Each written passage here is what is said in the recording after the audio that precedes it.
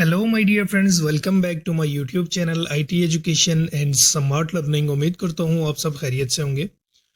तो दोस्तों, आज की इस वीडियो में मैं आपके लिए बनाने वाला हूँ एक beautiful assignment front page design, जो कि सीखने के बाद आप अपने डॉक्यूमेंट्स को और भी ब्यूटीफुल और आई कैचिंग बना सकते हैं।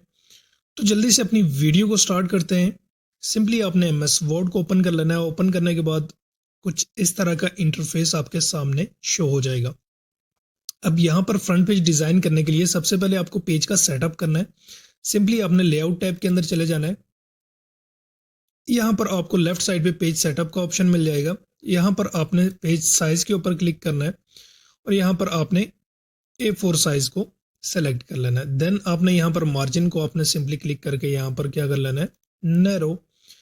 अब यहाँ पर हम अपने डिजाइन को स्टार्ट करते हैं। सिंपली आपने इनसेट टैब के अंदर चले जाना है। यहाँ पर हमने एक ट्राइंगल को ड्रॉ करना है, ठीक है। कुछ इस तरह से ड्रॉ करने के बाद दोस्तों सिंपली हमने उसको रोटेट कर लेना है, ठीक है। कुछ इस तरह से हम इसको रोटेट कर लेते हैं। यहाँ पर इसको हम एडजस्ट कर लेते हैं और यहाँ पर हमने सिंपली इसकी शेप आउटलाइन को कर देना है नो आउटलाइन। और यहाँ पर हमने शेप फिल के अंदर जाकर यहाँ पर एक डार्क रेड कलर में यहाँ पर इंसर्ट कर लेता हूँ, ठीक है, कुछ इस तरह से। और यहाँ पर मैं शेप फिल के अंदर जाकर यहाँ पर मोर फिल कलर्स के ऊपर जाऊंगा और यहाँ पर मैं इसको थोड़ा सा डार्क कर लूंगा, ठीक है, कुछ इस तरह से। अब यहाँ पर सिंपली आपने इसको थोड़ा सा नीचे कुछ इस तरह से एडजस्ट कर लेना है। अब यहाँ पर दोस्तों आपने क्या करना है, इसकी एक डुप्लीकेट कॉपी ले लेनी है। कंट्रोल डी से इसकी एक कॉपी बन जाएगी और यहाँ पर इसके कलर को आपने चेंज कर देना है। यहाँ पर मैं इसके कलर को कर देता हूँ ब्लैक। ब्लैक करने के बाद दोस्तों आपने सिंपली इसको एडजस्ट कर लेना है कुछ इस तरह से। फिर से आपने दोस्तों यहाँ पर कंट्रोल डी से इसकी एक डुप्लीकेट कॉपी बना लेनी है और उसका कलर यहाँ पर हम चेंज कर देंगे। शेप फिल के अंदर जाकर वाइट कर देंगे। देन यहाँ पर हम उसको भी एडजस्ट कर लेंगे कुछ इस तरह से। फिर यहाँ पर हम कंट्रोल डी से उसकी एक कॉपी बना लेंगे और यहाँ पर इसके कलर को हम चेंज कर देंगे, यही डार्क रेड कलर, ये वाला। इसको भी हम यहाँ पर थोड़ा सा एडजस्ट कर लेंगे यहाँ पर कुछ इस तरह से। और यहाँ पर फिर से हम इसकी एक डुप्लीकेट कॉपी बना लेंगे और यहाँ पर हम इसको एडजस्ट कर लेंगे और इसके कलर को हम यहाँ पर कर देंगे वाइट। और यहाँ पर कुछ इस तरह से हम इसको एडजस्ट करेंगे सेंटर में। ये कुछ इस तरह का डिज़ाइन हमारे पास बन चुका है। अब हमने सिंपली इन सबको सेलेक्ट करना है। सेलेक्ट करने के बाद हमने इनका एक ग्रुप बना लेना है, ठीक है। सिंपली मैं इनको सेलेक्ट कर लेता हूँ जल्दी से। अब यहाँ पर हम शेप फॉर्मेट के अंदर जाकर सिंपली यहाँ पर ये जो सेकंड ऑप्शन है इसके ऊपर क्लिक करके यहाँ पर इनको ग्रुप बना देंगे। अब ये एक ग्रुप यहाँ पर बन चुका है, ठीक है। सिंपली हमने क्या करना है, कंट्रोल डी से इसकी एक डुप्लीकेट कॉपी बना लेनी है, ठीक है। कॉपी बनाने के बाद यहाँ पर हमने सिंपली क्या करना है, नीचे इसको ड्रैग कर देना है। अब यहाँ पर हमने इसको रोटेट करना है।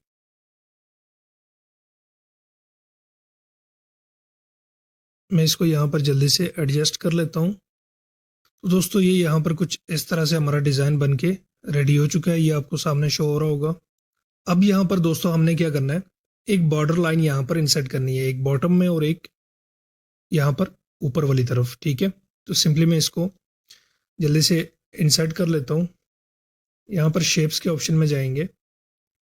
यहाँ पर एक रेक्टेंगल को मैं यहाँ पर कुछ इस तरह से ड्रॉ कर लेता हूँ। यहाँ पर इसकी विड्थ को हम थोड़ा सा कम कर देंगे कुछ इतना और यहाँ पर इसकी आउटलाइन को हम कर देंगे नो आउटलाइन और यहाँ पर इसके कलर को हम कर देंगे ब्लैक, ठीक है। सिंपली आपने इसको यहाँ पर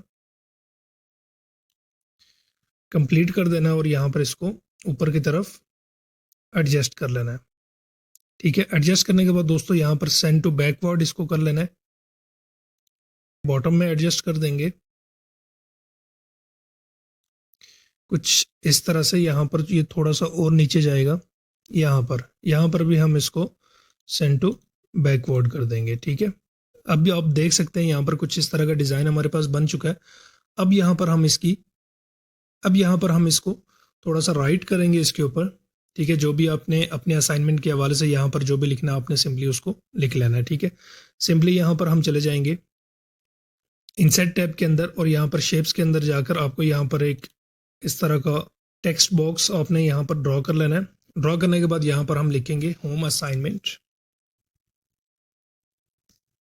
कैपिटल में लिखेंगे। यहाँ पर ये कुछ इस तरह से इंसर्ट हो चुका है। अब यहाँ पर हम शेप फॉर्मेट के अंदर जाकर यहाँ पर शेप आउटलाइन को कर देंगे नो आउटलाइन और शेप फिल को कर देंगे नो फिल। सिंपली हम इसकी एक डुप्लीकेट कॉपी बना लेंगे और यहाँ पर उसको हम नीचे ड्रैग करेंगे। यहाँ पर अब हम राइट करेंगे डिटेल्स जो भी आपने अपने डॉक्यूमेंट्स के हवाले से लिखनी है, ठीक है। और यहाँ पर एंड पे आपने नेम क्लास डेट वगैरह जो भी आपने लिखनी है यहाँ पर आप लिख सकते हैं। सिंपली इंसर्ट टैब के अंदर जाऊंगा, मैं शेप्स के अंदर जाऊंगा और यहाँ पर एक टेक्स्ट बॉक्स को मैं यहाँ पर ड्रॉ कर दूंगा कुछ इस तरह से। इसके अंदर लिखूंगा नेम, ठीक है। सिंपली आपने यहाँ पर इसको एडजस्ट कर लेना है।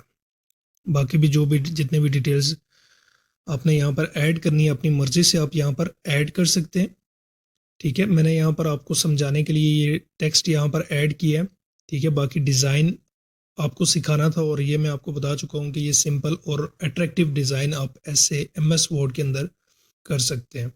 उम्मीद करता हूँ आपको ये वीडियो पसंद आई होगी। मिलते हैं अपनी नेक्स्ट वीडियो के अंदर, तब तक अपना ख्याल रखिएगा। अल्लाह हाफिज़।